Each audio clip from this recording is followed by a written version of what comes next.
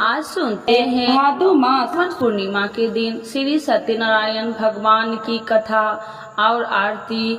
तो एक बार बोलिए प्रेम से विष्णु भगवान की जय, लक्ष्मी माता की जय। यह कथा सुनने से दुख शोक आदि को दूर करने वाला है, धन्य धान्य को बढ़ाने वाला, सौभाग्य तथा संतान को देने वाला है। प्रथम अध्याय। एक समय की बात है, नैशिरण्य तीर्थ में शौनकादि 88,000 ऋषियों ने श्री सूत जी से पूछा, हे प्रभु, इस कलयुग में वेद विद्या रहित मनुष्य को प्रभु भक्ति किस प्रकार मिल सकती है तथा उनका उद्धार कैसे होगा।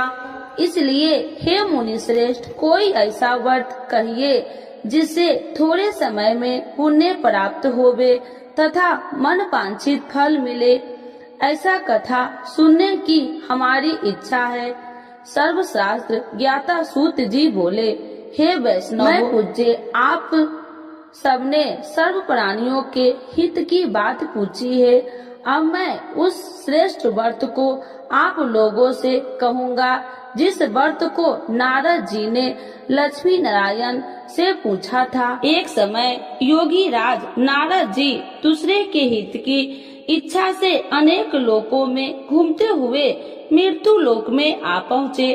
वहाँ बहुत योनियों में जन्मे हुए प्रायः सभी मनुष्यों को अपने कर्मों के द्वारा अनेक दुखों से पीड़ित देखकर सोचा कि किस यत्न के कारण से निश्चय ही इनके दुख का नाश हो सकेगा।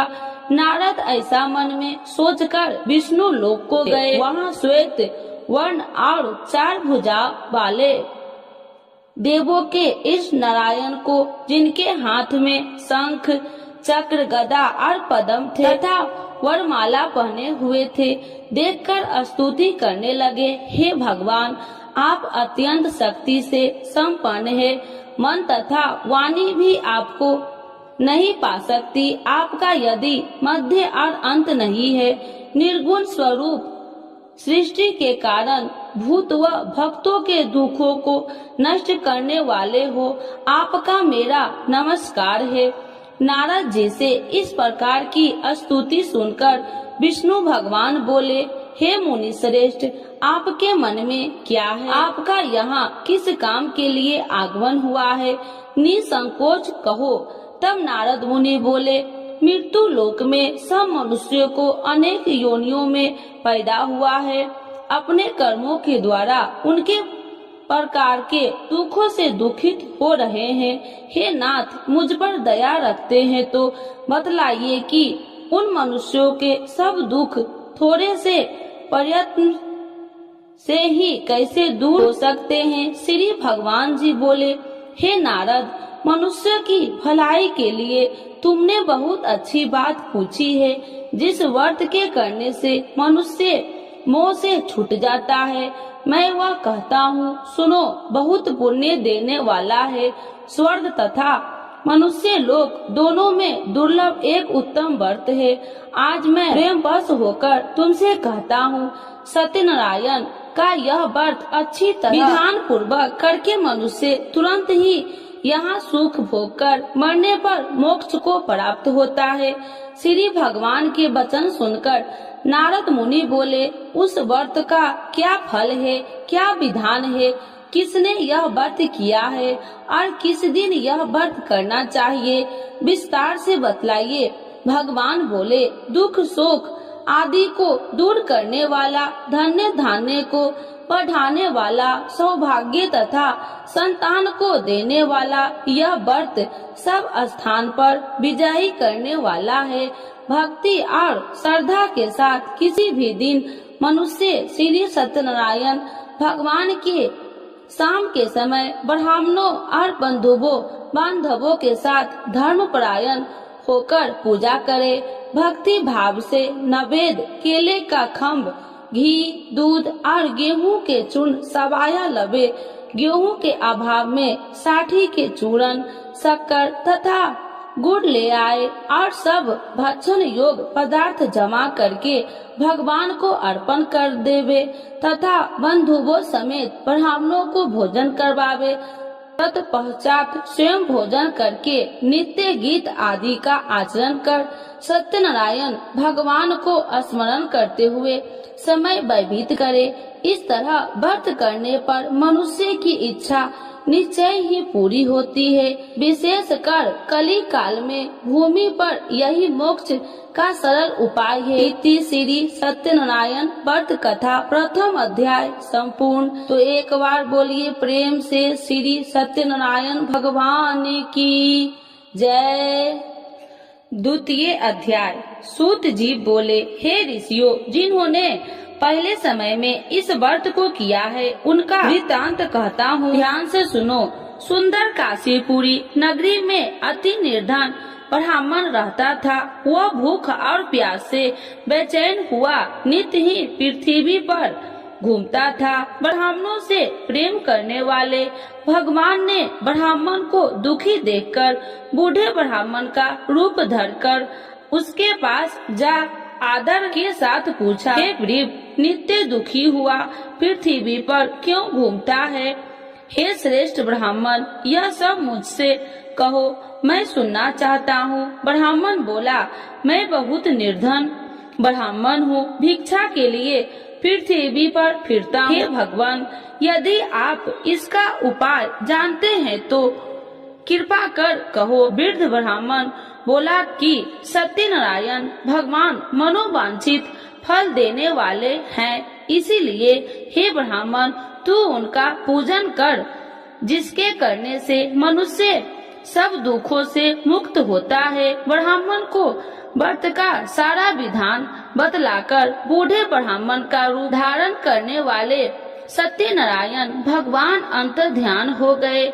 जिस व्रत को वृद्ध ब्राह्मण ने बतलाया, मैं उसको अभ्यास करूंगा। यह निश्चय करने पर उस ब्राह्मण को भी नींद न आई। वह सवेरे के लिए चला। उस दिन उसको भिक्षा में बहुत सा धन मिला, जिससे बंधु बांधवों के साथ उसने सत्यनारायण का व्रत किया।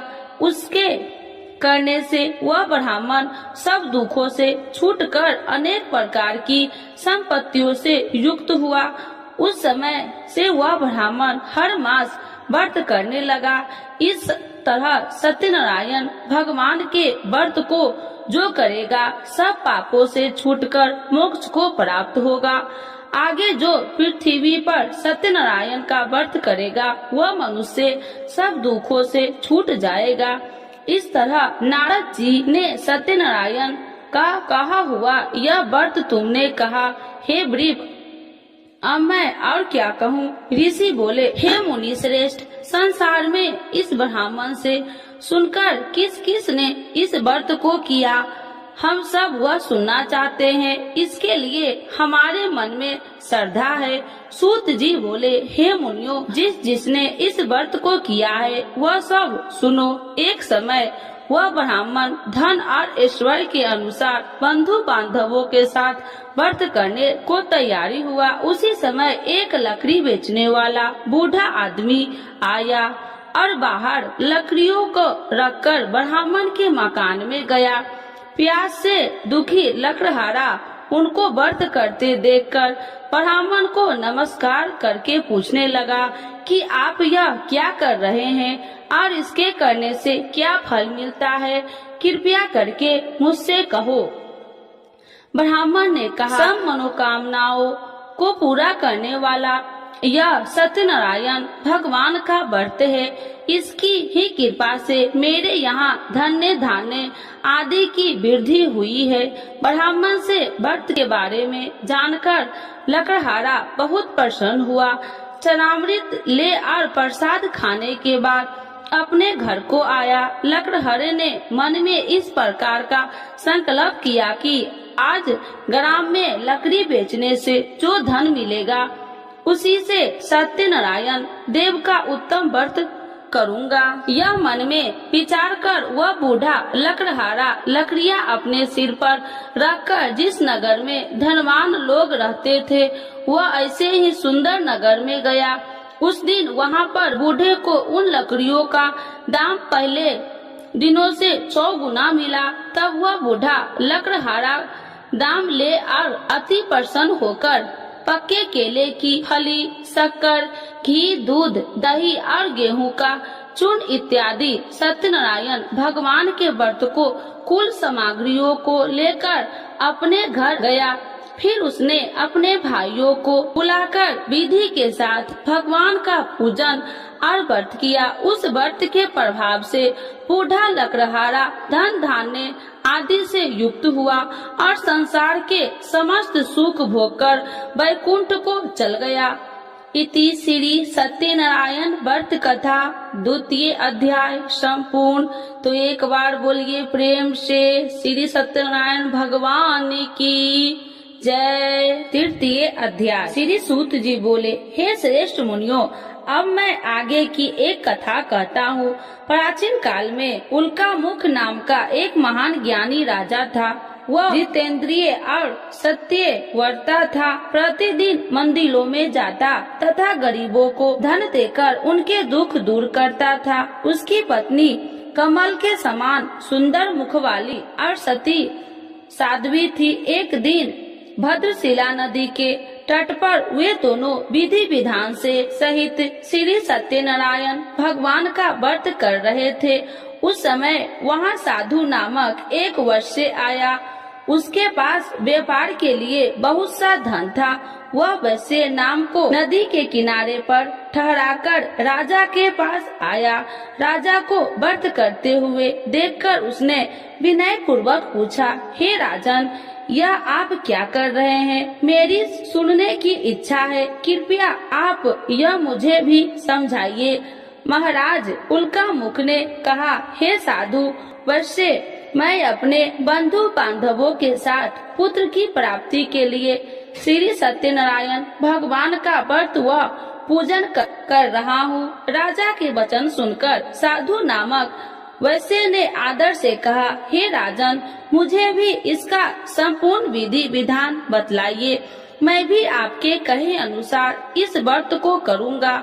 मेरी भी कोई संतान नहीं है। मुझे विश्वास है कि इस उत्तम व्रत को करने से अवश्य ही मुझे भी संतान होगी। राजा से व्रत के सब विधान सुन व्यापार से निवृत्त हो वह वैसे सुख पूर्वक अपने घर आया। उसने अपनी पत्नी को संतान देने वाले उस व्रत के विषय में सुनाया और प्रण किया कि जब मेरे संतान होगी तब मैं इस व्रत को करूँगा। वैश्य ने यह वचन अपनी पत्नी लीलावती से भी कहे। एक दिन उसकी पत्नी लीलावती श्री सत्यनारायण भगवान की कृपा से गर्भवती हो गई। 10वें महीने में उसने एक अति सुंदर कन्या को जन्म दिया। दिनों दिन वह कन्या इस तरह बढ़ने लगी जैसे शुक्ल पक्ष का चंद्रमा बढ़ता है। कन्या का नाम उन्होंने कलावती रखा। तब लीलावती ने मीठे शब्द में अपने पति को याद दिलाया कि आपने जो भगवान का व्रत करने का संकल्प किया था, अब आप उसे पूरा कीजिए। साधु वैश्य ने कहा, हे प्रिय, मैं कलावती के विवाह पर इस व्रत को करूँगा। इस प्रकार अपनी पत्नी को विश्वास दे वह व्यापार करने विदेश चला गया। कलावती पितृगृह में वृद्धि को प्राप्त हो गई। लौटने पर साधु ने जब नगर में सखियों के साथ अपनी वयस्क होती हुई पुत्री को खेलते देखा तो उसने उसके विवाह की चिंता हुई। तब उसने एक दूत को बुलाकर कहा कि उसकी पुत्री के कोई सुंदर वर देखकर लाए। दूत साधु नामक वैश्य आज्ञा पाकर कंचन नगर पहुंचा और देखा भालकर वैश्य की कन्या के लिए एक श्रृंगे वनिक पुत्र ले आया। उस सुंदर लड़के के साथ साधु नामक वैश्य ने अपने बंधु बांधवों सहित प्रचित होकर अपनी पुत्री का विवाह कर दिया।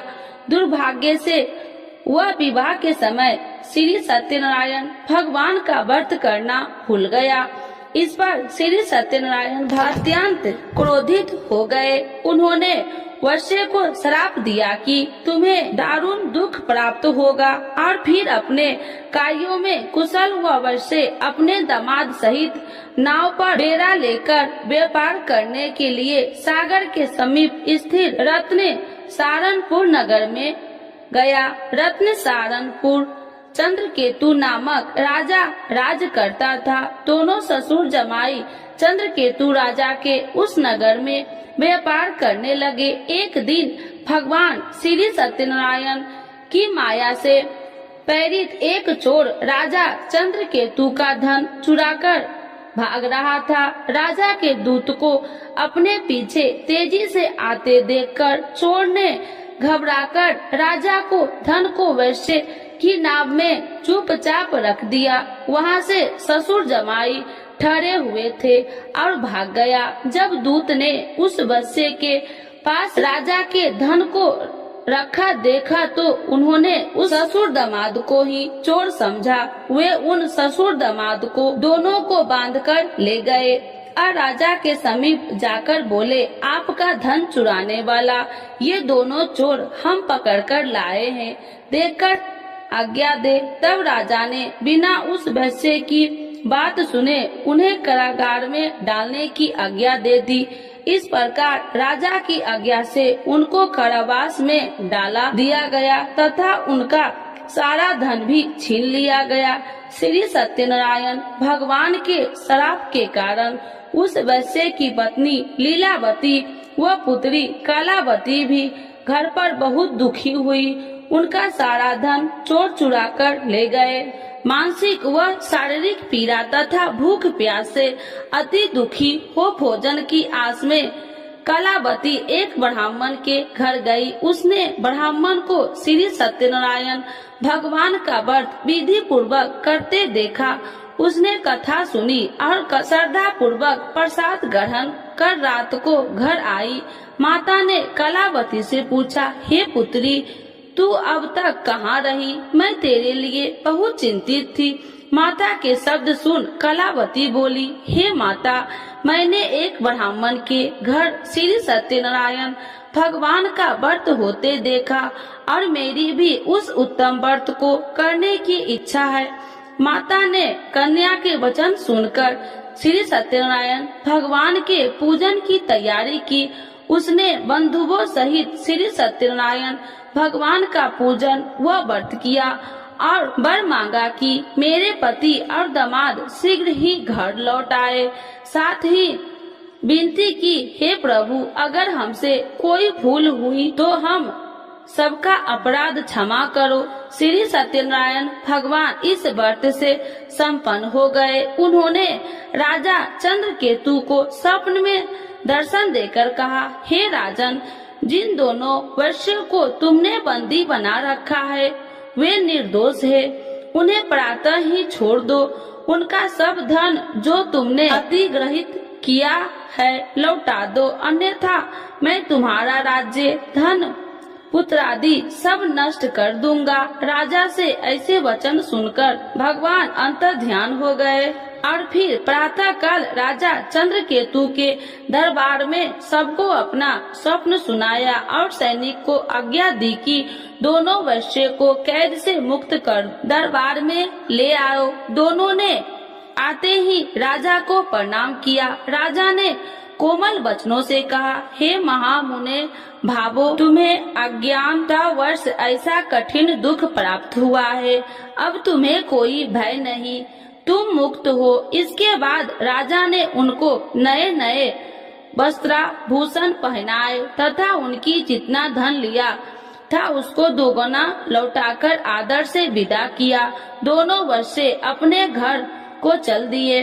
इति श्री सत्यनारायण व्रत कथा तृतीय अध्याय संपूर्ण। तो एक बार बोलिए प्रेम से विष्णु भगवान की जय।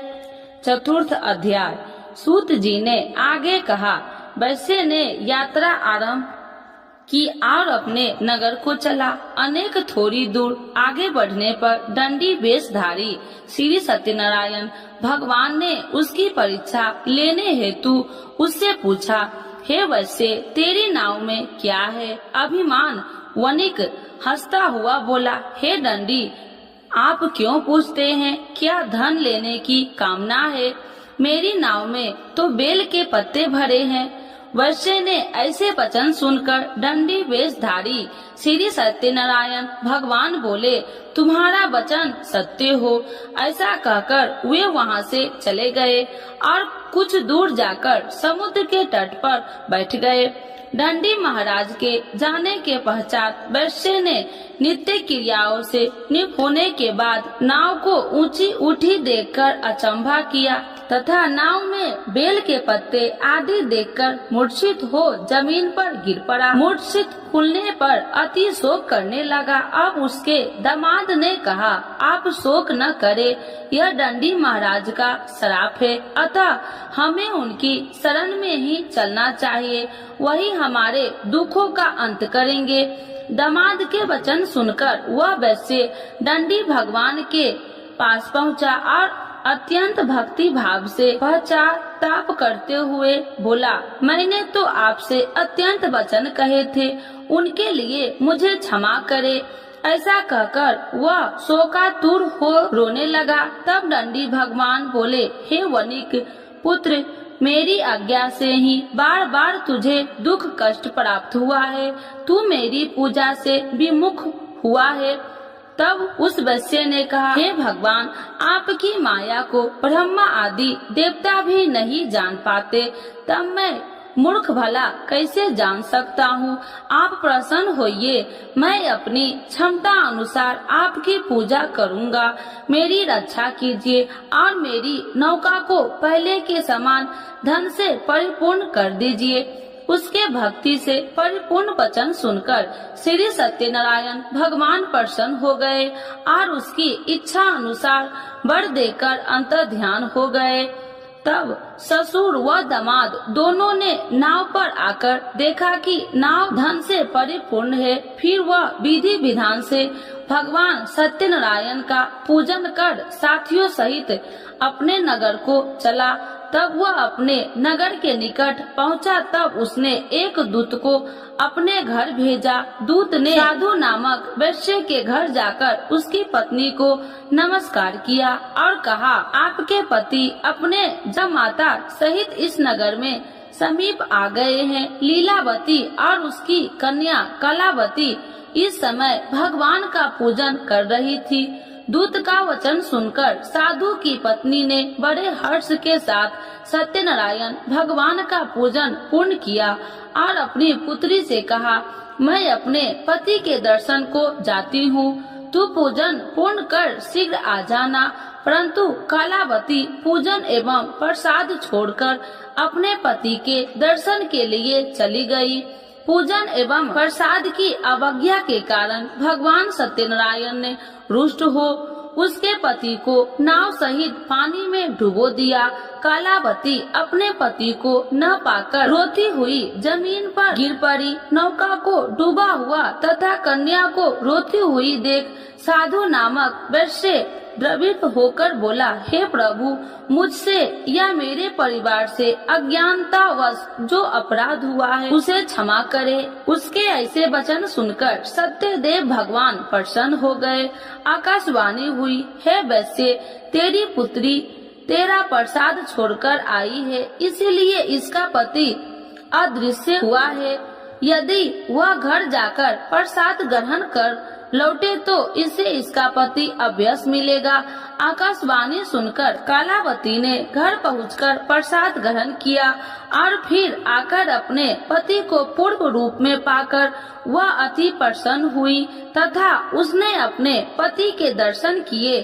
तत्पश्चात साधु वैश्य ने वही बंधु बांधवों सहित सत्यदेव का विधि पूर्वक पूजन किया। वह इस लोक के सभी प्रकार के सुख भोग कर अंत में मोक्ष को प्राप्त हुआ। इति श्री सत्यनारायण व्रत कथा चतुर्थ अध्याय संपूर्ण। एक बार बोलिए प्रेम से श्री सत्यनारायण भगवान की जय। पंचम अध्याय। श्री सूत जी बोले, हे ऋषिगण, मैं एक और कथा कहता हूँ, आप सभी ध्यान से सुनो। सदा प्रजा के लिए चिंतित तुंगध्वज नाम का एक राजा था। उसने भगवान सत्यनारायण का प्रसाद त्याग कर बहुत कष्ट पाया। एक समय राजा वन में अन्य पशुओं को मारकर बर के वृक्ष के नीचे आया। वहाँ उसने ग्वालों को भक्ति भाव से बंधु बांधवों सहित श्री सत्यनारायण जी की पूजन करते देखा, परंतु राजा देखकर भी अभिमान के कारण न तो वहाँ गया और न ही सत्यदेव भगवान को नमस्कार ही किया। जब ग्वालों ने भगवान का प्रसाद उसके सामने रखा तो वह प्रसाद छोड़कर अपने नगर को चला गया।